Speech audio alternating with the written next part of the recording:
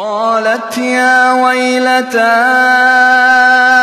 أألد وأنا عجوز وهذا بعلي شيخا إن هذا لشيء عجيب.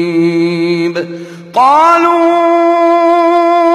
أتعجبين من أمر الله رحمة الله وبركاته عليكم أهل البيت إنه حميد مجيد. فلما ذهب عن إبراهيم الروع وجاءته البشرى يجادلنا في قوم لوط